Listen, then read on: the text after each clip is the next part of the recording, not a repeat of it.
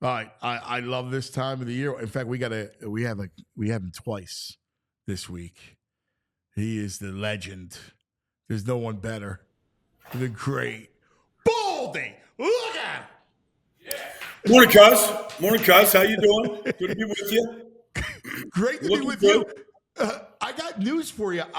It appears that our trip, because I think we're gonna go to Brazil, right? Well, I think we're gonna try to do this. San Paulo. I mean, it's we'll get the schedule, but it looks like Philly and Cleveland. But they open up Thursday night. Friday night, they're playing in San Paulo. So, I mean, we got to be there. It's first game ever in Brazil. I feel like I'm part Brazilian as many times as I've been down there to visit. Fado Portuguese, I'm ready to go. If we can get that together, cuz I will be there for sure. Yeah, and that's our buddy Vince at True Fan Travel has that going. But here's the news. It's not Cleveland. It's the Packers. Oh, the Packers? Yes. Oh, that's good. Oh, that's good. Great game. It's a great game. It's a great Eagles game. Pack. Wow. I mean, Packers coming off an impressive playoff victory in Dallas. They took San Francisco to the brink. Young team, great young quarterback, good coaching staff. A lot to like about that matchup. Yeah, man. That's a team that you and we fell in love with them, right? Because Jordan Love, like that second half of the season, played really well. Those young receivers, I mean, my God, there's one after another of them, Baldy. Oh, yeah. Jaden Reed and Romeo Dobbs and Christian Watson. I mean, Musgrave, tight end. Musgrave, yeah. And, it was good. They brought in Josh Jacobs to replace Aaron Jones. Like, I think they've been striking gold in the draft. I think they'll continue to do that. So we're going to have some fun, right? Like, so as we always do in the draft, I want to get into your brain a little bit when we look at the Eagles, and I want to look at the top defensive players in this year's draft. You've been killing it, watching all the tape, doing the whole thing. Interesting. The Eagles have 18 reported top 30 visits. 6 are tackles. 3 are edge rushers. So let's look at defense and let's look at defensive difference makers in this draft. So let's start with the edge position and kind of go through some of the top prospects and who you like off the edge.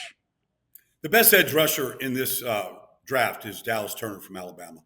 Yeah. I mean, he's got length. He's already got a killer stab move, long arm move where he just bends the right way. He's got tremendous power. He's got, really good length. I mean, he's the elite guy to me, but there's a lot of value here. I mean, Jared Verse from Florida State is a big dude. I mean, he's 6'4", he's 255 pounds. Like, he comes off the edge with the right attitude. But maybe the most interesting edge rusher in this draft is Laiatu from UCLA, just because of how crafty he is. Because, like, he gives everybody fits. He's on your edge. He turns the corner very quickly. He went up against a lot of these top prospects at tackle, whether it was Fuanga or whether it was Atanu at Washington. He went up against all these guys. He is an interesting prospect because of just the way that he's able to defeat blocks in both getting after the quarterback and in the run game too. And they line him up everywhere. They line him up in a 3 technique, over the tackle, outside wide. He kind of lines up everywhere. Do you like Chop Robinson at all? I like Chop Robinson. He might be, if you just looked at defensive ends, like not a guy that plays linebacker, edge rusher. He's probably the number 1 defensive end just because how he anchors, just his measurables. I mean, he ran in the 4.4s because, at 255 pounds. Yeah. So, I mean, I think he's just one of these guys that is going to grow into his body. The talent is going to be there. And I think he'll be a better pro than he was a college player. It's so interesting because with all the quarterbacks and then the 3 receivers, and then you got a couple tackles, like there seems to be the value is going to be on defense. Is that correct? Am I reading this kind of correctly? I mean, we might not get I mean, I think Dallas Turner's going to go in the top 10, but he might be the only defensive player in the top 10. I mean, I could say either Atlanta or Chicago at 8 and 9 might very well be in the market for Dallas Turner, but we don't know who might trade up for a quarterback that might slide for one of these receivers. I know the Eagles are looking at a couple of offensive tackles today that they're very interested in. We've got a couple prominent coaches and players kind of evaluating them. So I'm kind of like listening to what they have to say. There's still this process. Like if you just know Howie, I know you know Howie well. There's not a guy that's worked for Howie that at this time of the year, Howie doesn't wear him out. Like they're going through every possible trade scenario, trading up, trading back, who might be there, value. And that's why they've been pretty good, in the draft at, taking guys. So I think a lot of people are in the building, evaluate these people and these potential players, not just Howie and the staff. I think coaches, players, if you remember, J.C. Kelsey, looked at Cam Jurgens coming out of Nebraska 2 years ago, was part of that process, put his eyeballs on him and gave him what he thought, he looked like. So I think that's something that's interesting to me. I think more teams should actually do that and have some of their elite players and veterans look at and eyeball some of these guys. Yeah, I mean, who better than Stoutland to talk about offensive linemen, right? Like Exactly. you have to use all your resources in the building. I know that Andy did that with Spags. Like he would look at all like, all right, look at all your defensive guys, and they would have their D-back coaches look at D-backs, like all that stuff. Like you got to be able to do that. I don't think Jordan Mailata would be an Eagle if it wasn't for Jeff Stout. I meim, he was in an international program. Stout's like, give him to me. Let me work with him. Let me take that talent. Let me work with him. So, I mean, that's just one guy. But Suapeta went on in free agency, but he started games for us. Jack Driscoll was a versatile player, late round draft pick. I've always said Juan Castillo, Jeff Stoutland, like these guys, for every guy they develop, they should get a bonus. Like late round pick or free agent that they Hank Fraley, you look at some of these guys that became starters for the Eagles and good players. The offensive line coach is a real important part of this whole process. Yeah, no, I like that idea of the bonus. I think you're spot on. So let's look at corner. Obviously, Arnold is the best corner out there. Kenyon Mitchell, I know you like out of Toledo, who's really good. And then you got a guy like Nate Wiggins out of Clemson, and you got Kool-Aid, who's your other opposite corner at Alabama. And really, I mean, look, if we at this time last year, you would have said Kool-Aid is going to be the number one corner. Yeah. I mean, he was going into the season, he was kind of ranked number one. Now he's still a very good player. It might be a really good player, but nobody has him in front of Terrion Arnold right now. There are people that have Quinyon Mitchell in front of him. I mean, there's a debate there. There's a debate, honestly, with Cooper DeJean from Iowa. Just because of his versatility, his punt return ability, how he tested recently after an injury, and just the presence that he plays with it. But the one thing I love about Terrion Arnold is, man, that guy is a pit bull when it comes to tackling. He has no fear. He's not a big guy. He's 190 pounds, but I mean, he has no fear of being a good tackler out there on the perimeter, and he's good at it. And so tackle for losses, you want to run bubble screens, he's defeating the blocks. There's an awful lot to like about him. Mitchell just ran a lot faster, and if you say, okay, how big of a part is speed? Well, I think if you watch Quinyon Mitchell play, his ability to break on a ball is second to none. Like he's lightning fast. And I do think there's value there when you look at these corners where especially if you want to employ a space corner. Yeah. It's 4-3-3 versus 4-5. Is that a big deal? The way that Mitchell plays, I think it's a big deal. Yeah, you're spot on, especially as a space corner. I mean, my God, jeez. I mean, that's the kind of kid that you love. Now, let me ask you, is it prudent for the Eagles to move up? Like, if you can get some dramatic value off of one of these edges, or one of the corners, would you consider moving up? Yeah. Yeah, I would consider it. They've got picks 50 and 53. They've got ammunition. Um, I, I would think they would be more inclined to move up, cuz, than they would to move back. Now, it depends on how Howie has his board. I mean, I was with the team all day yesterday. There's some teams that feel there's only 25 first-round picks in this draft. That second round could be really rich. But I think, they moved up to get Fletcher Cox coming out of Mississippi State. I mean, I remember that draft 2012 like it was yesterday. They moved up to go get him. It was the right pick. If you think that there's a great player that either is sliding or there's value, I could see the Eagles moving out of their spot to go get a player. Baldy's rankings of need, and again, it's not about need. It's always about best player available and all that stuff. But would you?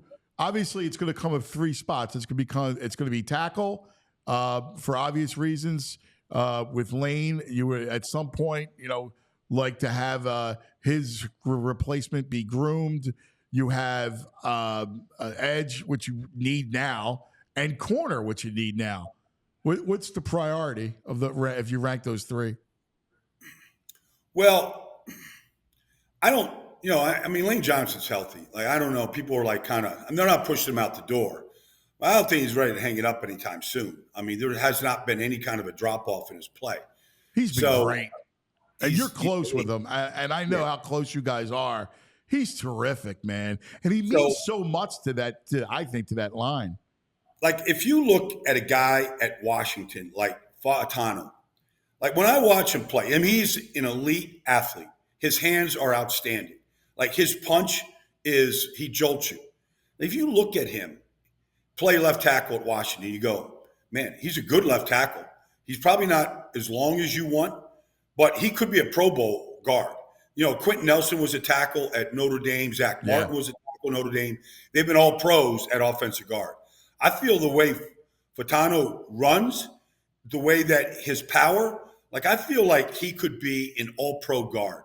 Now, could the Eagles take him in the first round, and could he go in there and play guard and get value for him right guard? Because to me, there's Tyler Steens there from last year, and he played okay in spot. He was a rookie though. But could you upgrade the line with a guy like Fautano and play him at guard, and then maybe if Lane does decide to hang it up whenever, could you kick him back out? It's a possibility. I think a guy like Blake Fisher at Notre Dame looks like a second-round pick, but he looks like a right tackle to me. And if I had to compare him, I would say, look, there's a really good right tackle with the Rams. Rob Havenstein. Been a really good player for a long time out there. They won a Super Bowl with Rob. To me, when I watch Blake Fisher, like, Havenstein was a second-round pick out of Wisconsin. Like, that would be my comp. Like, I think Rob's a little bit bigger than Blake, but I think it's a good comp. Yeah. And I think Blake Fisher looks like he's in that second tier of tackles. But I know what you're getting. You're getting a guy that is he's a worker. He's committed. He wants to be good. He probably, I don't know what kind of money he got at Notre Dame, NIL money. Some of these guys are, they're already kind of spoiled to me. I don't think that's the case with Blake Fisher.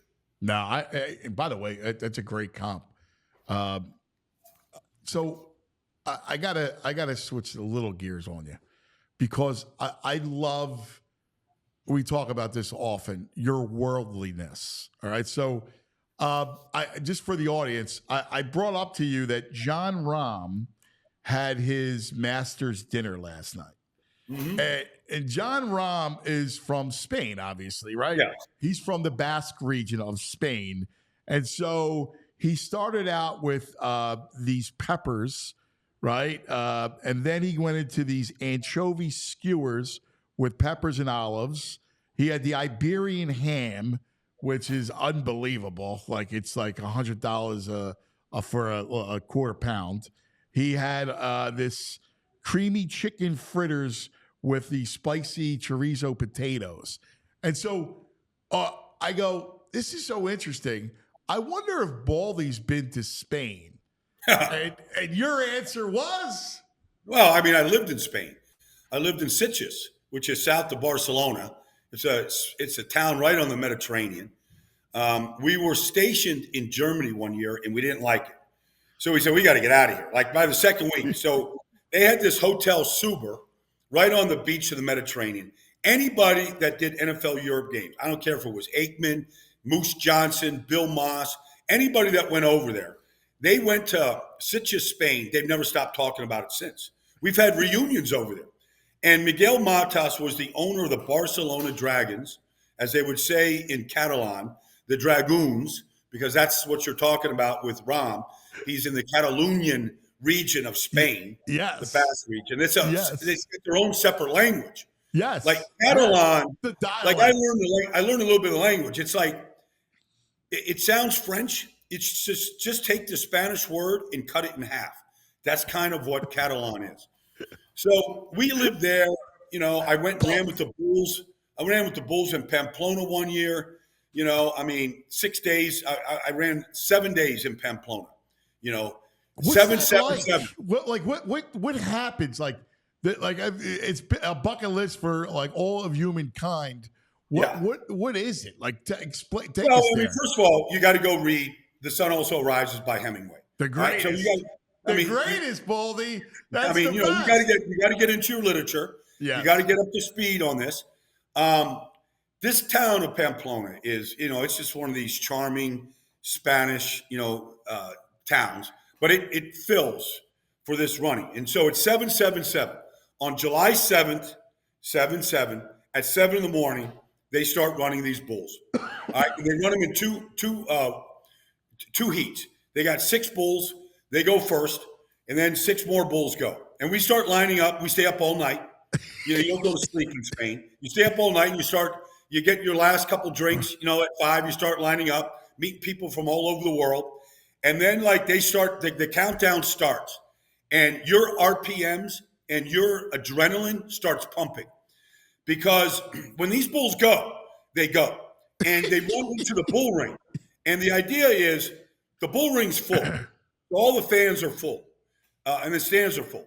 And so if you get in there before the bulls get there, the fans know you didn't run with the bulls. So they boo you if you get in there too early.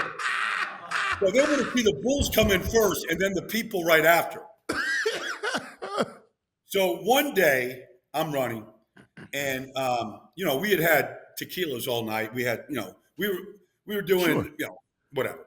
So we had a good night. That's exactly what I want to do, which is run with the bulls on a hangover.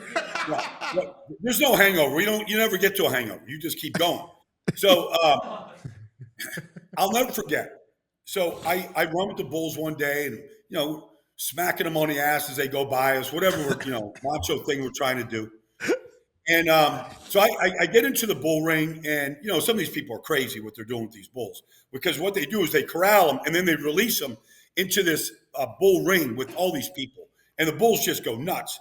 And you kind of feel their power or whatever. So I'm going in. All right, no big deal. But like I said, I've been drinking all night. So later that day, we were up, and we're having some sangria, and we're having some paella, and we're enjoying the whole thing. And they have this newspaper that's out, right? And they're selling these newspapers in all these different corners of the street. And I'm looking down, and I'm on the front cover of this newspaper in Pamplona.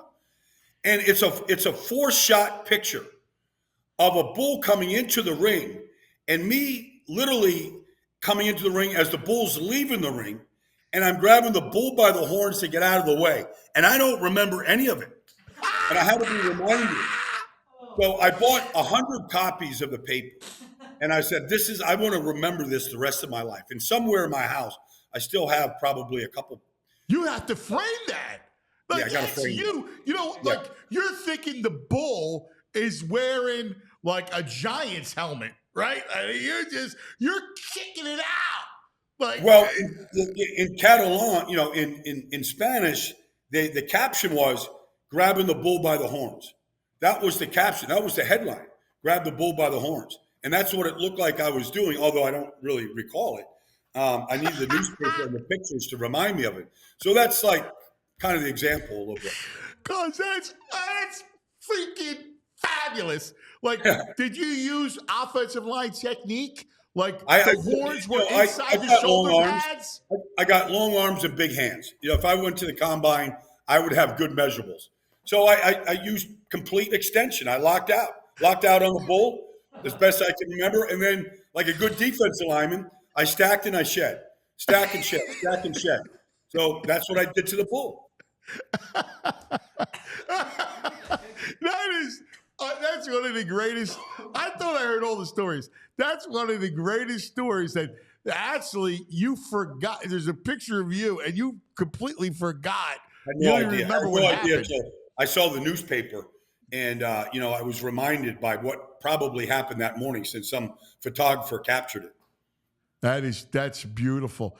What would Baldy's Masters dinner be? Like if you have your Masters dinner, what would it be? Now, obviously, with a meat locker. You're in Georgia. To me, my go-to food when I'm hungry is ribs. I need barbecue. I'm in Georgia. There's a big, you go outside, you go to Athens before a game there at University of Georgia.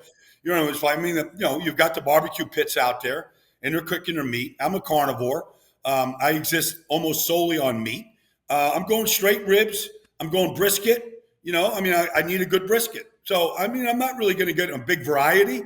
Like I like, what Rom's doing because I like the Spanish tapas, but yeah, I could live on meat and olives, and maybe a Spanish Rioja, like from the region of Barcelona. That is absolutely fabulous. Did you, just curious, because I'm with you on the whole, like that region, the tapas, like all that stuff is to me is beautiful, man. Like that culture is a great culture because it's late night. Like it's you don't eat dinner. That's just why tapas were made. That you would just kind of graze and pick at it. Yeah, you go out at 10:30, 11 o'clock at night. You finish dinner around 1. The venta, the wind in Spain, you need that to kind of be your air conditioning, at night. And then you go out, everybody does. I don't care how old you are. Like you go out at night and when the sun starts coming up, you have your sweet, donuts and your whiskey and you keep going. Or because you're not getting breakfast in Spain on a Saturday or Sunday morning. There's nobody up to cook it. So you might as well just keep going. That's fabulous. Speaking of breakfast, is your streak still alive? How many days that you have eaten? It's the bacon and the bacon sausage and a cheese omelet. It's coming up here in a little bit. I got to do one more show here real quick, but probably a late breakfast like 11 o'clock here this morning. So how many straight days have you had? I don't know. Probably almost every day since I started this in August. So almost every day since August. How about that? So every day, the omelet, the bacon, and the sausage. Yeah. Like that's. Oh, by the way, the cholesterol is way down. The sugar content is way down, and the weight is down. So why would I change? No, that's because you're a true meat locker man. I'm a carnivore. Yeah. It's perfect, brother. You're the greatest. You are the best. On Friday, we will do Baldi's the meat locker draft. Yeah. Mock draft 1.0. Okay. Let's do it, cuz. Yep. I'll be set. I love it. You're the greatest, Thanks, brother. man. Love you, man. Yeah, man. Did you you read this story? Did you read my screenplay? I have it right there. I have it right on my bookcase right here, cuz. I just need 2 hours. 2 free hours at night. I'm going to get to it. All right. Thanks, buddy. You're the best. The great Baldy.